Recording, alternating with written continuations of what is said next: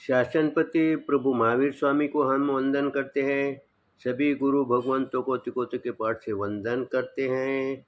श्रद्धावान भाई और बहनों, आपके अंदर विराजित आत्मा को माजलगांव से सुभाष कोठारी का सादर प्रणाम, सादर जय जिनेन्द्र।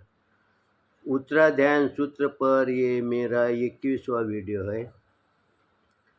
हम उत्तराध्याय के पहले अध्ययन के 32वें गाथा का वर्णन कर रहे हैं। कालेन निखमे भिक्खु कालेन य परिकमे अकालम च विवजिता काले कालम समायरे परिवाइडेन चितेजा भिक्खु दंते सेन्नम चरे पड़े रुयन यशिंता मियनम कालेनम भक्कये। गुरु भगवान 32वें गाथा के अंदर समझाते हैं, भिक्षु भोजन के लिए गृहस्थ के पंक्ति में जिमने न बैठे, साधु के अनुरूप वेश में ही मर्यादा के अनुसार आहार की गन्वेषणा करे। वेश के बारे में हमने कल चिंतन किया है। आगे कहते हैं, गृहस्थ के द्वारा दिया हुआ आहार ग्रहण करे और परिमित काल में परिमित भोजन करे। यहाँ गुरु भगवान संतों का माध्यम लेके, गुरु शिष्य का माध्यम लेके ये हमारे को समझाते हैं। अब हमारे में गुरु कौन है? हमारे घर के अंदर गुरु माता पिता हैं। इसीलिए माता पिता को उन्होंने समझाया है कि तुम कैसे कपड़े पहने, कैसे भोजन ले।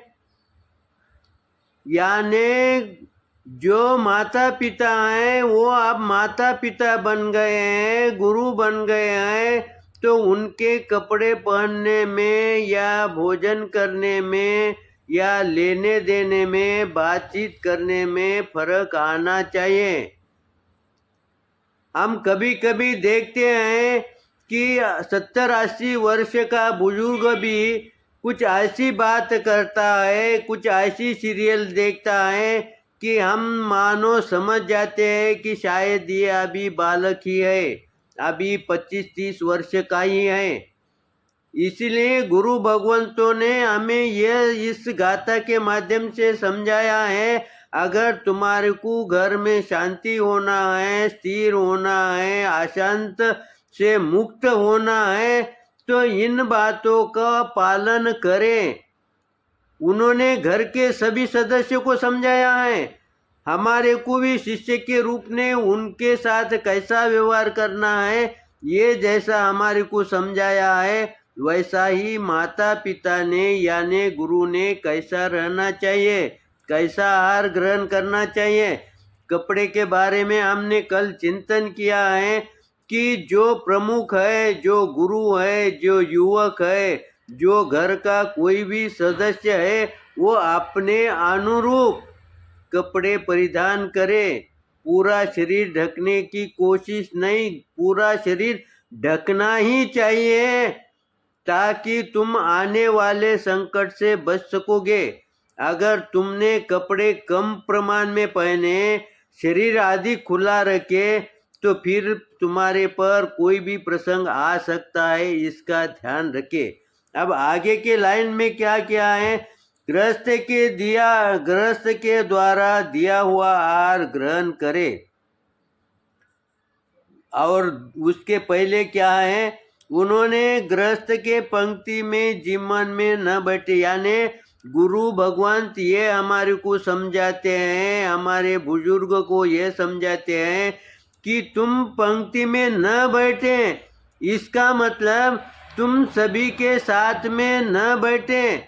तुम्हारा भोजन कब होगा? जब तुम्हारे घर के सभी सदस्य पहले भोजन करेंगे, उसके बाद तुम वो भोजन करने के पहले तुम लाइन में न बैठे, तुम एकांत में बैठे। अब तुम्हारा पहले भोजन करने का समय चले गया है, अब पहले सभी को भोजन करने दें, उसके बाद तुम भोजन को बैठे। कोई घर का छोटा बड़ा तुम्हारे से जो भी होगा ना, छोटा सदस्य, उसने पहले भोजन किया क्या, इसका अनुमान करें, इसकी सहनिशा करें, उसके बाद तुम भोजन को बैठे। और भोजन को बैठने के पश्चात उन्होंने कहा कि आहार ग्रहण कैसे करें, परिमित आहार, यानी आहार का तुम्हारे को अब वो पहले जैसा भोजन आपको नहीं करना। किसको नहीं करना है? घर के माता पिता को। उन्होंने परिमित यानी आपने को जितना होना है उससे कम। इसीलिए गुरु भगवंतों ने हमारे को उन्नोदरी तब दिया है। अगर समझो 20-25 वर्ष का अगर लड़का हो, अगर उसे कहा कि उन्नोदरी तब करे तो शायद ही कोई करेगा, लेकिन उसको संभव नहीं होगा, क्योंकि उसने भोजन अधिक मात्रा में भी किया तो भी उसके पास पचाने की क्रिया है, उसकी पाचन शक्ति मजबूत है। लेकिन हमारी जो सीनियर है, जो माता पिता हैं, उनकी पाचन क्रिया अब कमजोर हुई है। इसलिए उन्होंने भोजन कैसा करना चाहिए? सीमित करना चाहिए, मर्यादित करना चाहिए, और साथ में क्या करना चाहिए? उन्नोदरी तप करना चाहिए। देखो यहाँ पर उन्होंने हमारे को तप करने को नहीं लगाया, तप करने को नहीं कहा है, लेकिन हमारा तप ऑटोमेटिक हो रहा है, हमारे को बोलने की जरूरत नहीं है। और ये तप कैसा हो रहा है? ये तप भाव तप हो रहा है। जब हम उपवास पचकाते हैं उस समय हम क्या कहते हैं कि मेरे को एक उपवास है, आज मेरे को 2 उपवास है, हम उसकी गिनती लगाते हैं। लेकिन यहाँ पर गुरु भगवंत हमारे से तब कैसा कर रहे हैं कि वो हमारे ध्यान में भी नहीं आ रहा है, इस तरह का तप हमारे से वो करा के ले रहे हैं। अगर समझो इस तरह से घर का बुजुर्ग, घर के माता पिता अगर इस गाथा के हिसाब से अगर व्यवहार करेंगे तो वो घर अशांत होगा क्या? वो घर में कलह होगा क्या? अब उनके लिए शांति लाने के लिए कोई अनुष्ठान करना पड़ेगा क्या? हम इस बात के तरफ नहीं ध्यान देते, लेकिन शांति घर में निर्माण होने के लिए हम पूजा पाठ करते हैं, द्रव्य का खर्च करते हैं। इसलिए क्या होता है, हमारा खर्चा तो हो जाता है, लेकिन उसका जो कारण है वो दूर नहीं होता, उलट कारण में वृद्धि हो जाती है। हमारा कारण में वृद्धि इसलिए हो जाती है कि जो हमारे पास पैसा इकट्ठा किए वाला था उसमें का कुछ पैसा चले गया, लेकिन फिर भी शांति नहीं आई, फिर भी हमारे घर के अंदर का वातावरण दूषित ही रहा। उसका कारण यह है कि हमने वो कारण को जड़ से नहीं निकाले। इसीलिए गुरु भगवंत कहते हैं कि हम पहले उस जड़ तक जाए, उस कारण को ढूंढे और वो दूर करे। इस तरह से इस गाथा के अंदर गुरु भगवंतों ने हमें समझाया है। आगे के गाथा में क्या समझाते हैं? नाई दूर मन्ना सन्ने नाने सी चक्कू फासाओ, एगो चिट्ट जा भत्टाया लंगता तम नाई कम्मे।